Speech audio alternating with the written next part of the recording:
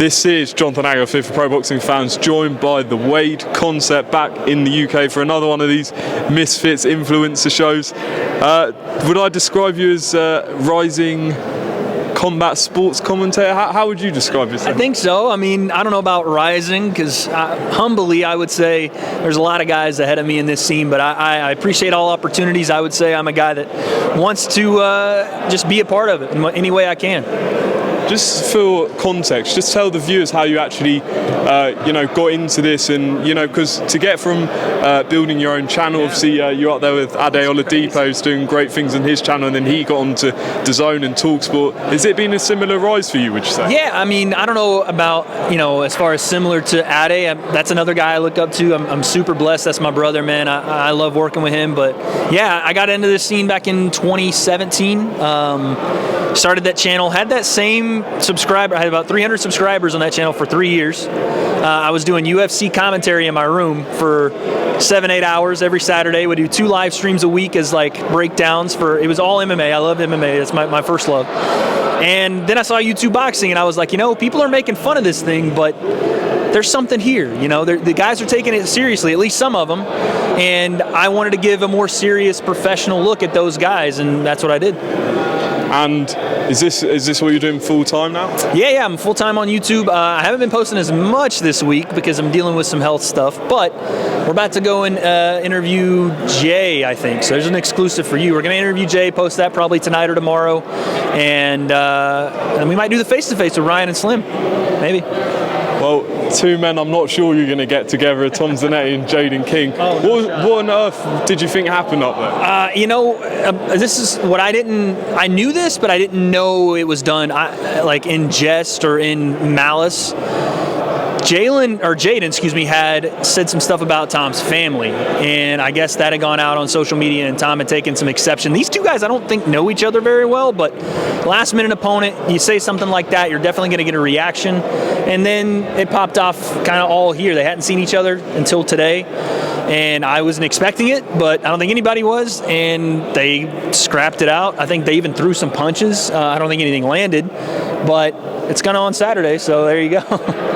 What other fights are you looking forward to on Saturday? Oh, it's Slim and Ryan for sure. That's the fight we all want to see. That's the fight that needed to happen, quite honestly, because of their beef. It's literal bad blood. And I want to see JMX come back into the scene, a guy that deserves to be in this scene and is for all intents and purposes could be one of the better guys here, depending on how he looks on Saturday. And then the main event, I want to see Jay Swingler. I want to see Cherdleys. The guy is a enigma. I have no idea what he's going to bring, but Jay looks like he's taking this very seriously and that he wants to make a run at big names. Do you know what's crazy? When that week started in August, I wasn't sure what to expect, but it's crazy to see how many people are so interested in these guys in terms of, the numbers and the hype and things like that. What do you think, professional boxers, the boxing that we watch, could learn from maybe some of the things they do? I think professional boxers, when they just focus on boxing, right? They almost feel and it's not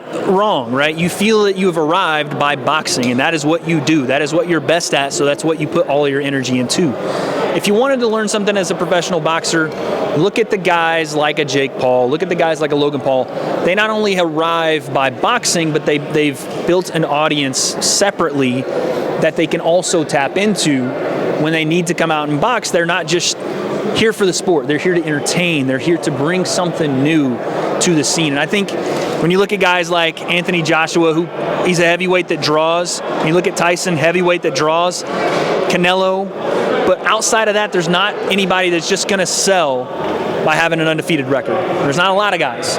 So what else do you offer? What else can you bring? Mike Tyson was terrifying as an individual. And yes, he was knocking dudes out in 20 seconds, but you were afraid of him as a person, and you wanted to see what he did to other people. So there's that element of either danger, entertainment, I don't know, something that you need to bring, and these guys do that. We got Deji, who's gone from losing 3 in a row to winning a fight and then fighting Floyd Mayweather in an exhibition. What do you think of that happening? Listen, Deji is the GOAT, man. You can't say it any other way at this point. It's like a little joking, but a little serious. Deji deserves all the credit, all the respect that he is going to go in there and step in with Floyd. But not only that, but just continuing. Because I was one of those people, man, that said that Deji should probably not do this anymore when he lost to Vinny Hacker. And that wasn't because I didn't want to see him do it, because I wanted to see him take it as seriously as he's now taking it. And now that he's done that, I'm so proud of the kid, you know, and that means nothing to him, and it shouldn't. He's doing it for him, right? What I say, what anyone says, even what KSI says, shouldn't matter as much as what he wants to go and do. And now that he's got this Mayweather fight, his confidence has got to be through the roof. I'm excited for it. I'm going to be there on commentary, so we'll see what happens, man. Obviously, he's a big name in the YouTube boxing world, but even if it doesn't go on record as exhibition, but even if he gets outboxed completely, which I guess most people would expect to happen. Probably going to happen. But is his stock still goes up way more than everyone else? No, you step in with Floyd, you're immediately one of the best guys in the scene, because should you survive, you're on par with a Logan Paul, right? A guy that was 60 pounds bigger than Floyd. If Deji does that at the same weight and can take some of those shots, because, you know, if Deji goes in and tries to hurt Floyd, Floyd's going to try to hurt him back. And Floyd stopped every other exhibition opponent that wasn't Logan Paul.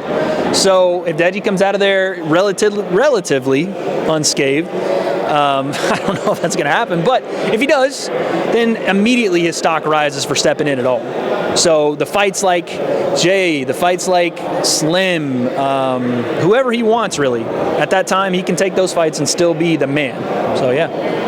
Now, I know you're a big boxing purist as well, so if I don't mind asking you about the big story at the moment. Obviously last week's fight didn't happen between Eubank and Ben. I know you work for DAZN, so I don't know how much you want to comment on this, but what was your reaction to what happened last week? It was wild, man. Listen, I do work with DAZN. Calais is right across over there, but you got to tell it like it is. That it can't happen, you know? People knew, and Conor did something that he shouldn't have done. He got popped. They tried to move it, couldn't, and this is what happens, man. You can't have it. I know Conor is saying stuff like, you know, we'll see when the evidence is out, and fair play. If he's been wronged here, then I think everybody should and will apologize. But all the evidence points to him doing things that were against the rules, and you can't have it happen, and then as a promotion, as anyone, continue trying to make that fight. And you can't look at Chris Eubank Jr. and blame him. Like, the guy did everything he was supposed to do. He was cutting all the weight. It's unfortunate because that's a fight we all wanted to see, but hopefully it's a lesson learned for Conor Benn. Does this point to a wider problem within boxing? I'm not saying Conor Benn intentionally did it, but either way, there's a trace in his system, so that's what we know so far. Exactly. But does this point to a potential wider problem in terms of drug testing and how it's governed? I was going to say, if the intention wasn't there, even if it wasn't, it's still a problem that we're seeing a lot, right? That's coming from the team, if that's coming from the training staff, if it's coming from just not being as switched on to what we need to be in camp and what we're putting in our bodies. You just have to be. Like, it's a sport at the end of the day, and it's not one that you go and play 3-4 times a week where you're shooting baskets or kicking balls into a net or playing American football where you come back the next week and do it again. This is a dangerous sport, and you're going in to hurt another individual. That's the goal, to hurt someone. So if there is some artificial enhancement in any way, it makes the game plan and the game field slanted. You just can't have it. So yeah, boxing, combat sports, we're always going to have this issue. We just got to figure out a way to minimize it, whether it's, you know, boosting, I don't know, teams' awareness of what they're putting in their bodies, or making sure guys know what is and isn't allowed, and being able to be, I guess, more vigilant as a drug testing body, whether it's here in the UK and the US, just being more vigilant, being more transparent, and making sure everybody knows and, I guess, doesn't know what we need to do as a committee, as a body, to make this thing safe and fair for everyone. And what could be that solution? Does it need like a world governing body? I mean, WADA could get involved.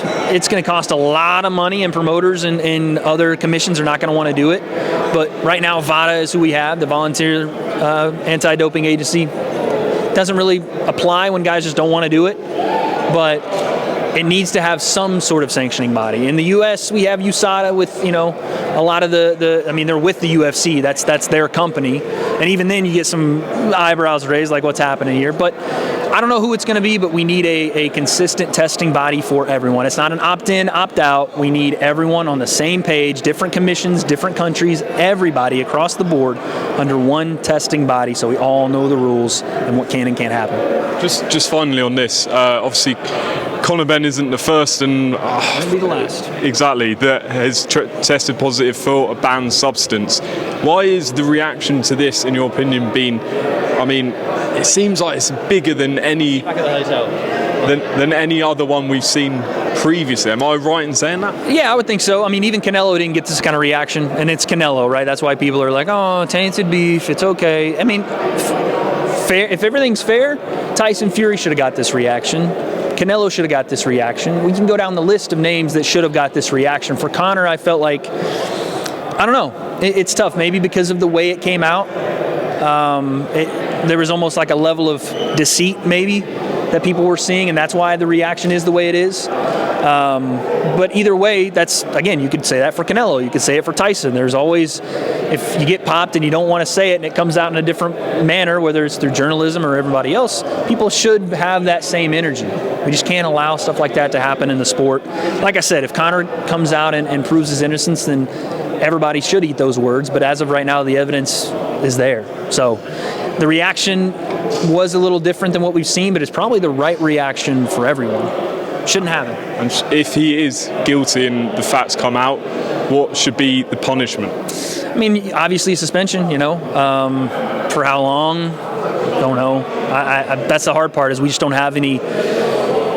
We have history to go off of, but we don't have recent history to say he should have X amount of months, X amount of years, like whatever it's going to be. There needs to be a consistent punishment throughout. This is why we need a body that can not only across the board say, this is what you get popped for the first time, here's your suspension. Second offense, this. Third offense, you're done. Something like that. But yeah, there's going to have to be a suspension, of course. W.A.D.E Concept, thanks for talking to pro boxing fans, and we'll see how it unfolds on Saturday. We'll see it on Saturday. Hopefully there's no chairs thrown in between time.